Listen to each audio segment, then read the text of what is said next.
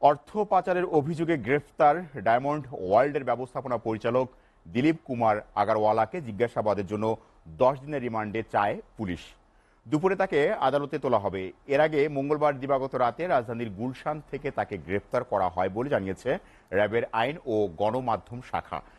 পুলিশের অপরাধ তদন্ত বিভাগ জানায়, সোনা ও হীরা চোরাচালানের অভিযোগে ডায়মন্ড ওয়ার্ল্ড এবং এর সঙ্গে সংশ্লিষ্ট ব্যক্তিদের বিরুদ্ধে অনুসন্ধান শুরু করেছে সিআইডির ফিনান্সিয়াল ক্রাইম ইউনিট। বিভিন্ন জেলায় নামমাত্র শোরুমের মাধ্যমে প্রকৃত ডায়মন্ডের বদলে কাঁচের টুকরোকে ডায়মন্ড হিসেবে বিক্রি করছেন বলেও অভিযোগ রয়েছে তার বিরুদ্ধে। এছাড়াও তিনি দুবাই ও সিঙ্গাপুরে সোনা চোরাচালান সিন্ডিকেট নিয়ন্ত্রণ, ভারতের কলকাতায় 3টি জুয়েলারি দোকান এবং 11টি বাড়ি এবং মালয়েশিয়া, দুবাই ও কানাডায় বিপুল পরিমাণ অবৈধ সম্পদ অর্জন করেছেন বলে তথ্য রয়েছে। প্রতারণার মাধ্যমে অবৈধভাবে একটি ব্যাংকের পরিচালক হওয়ারও অভিযোগ রয়েছে তার বিরুদ্ধে।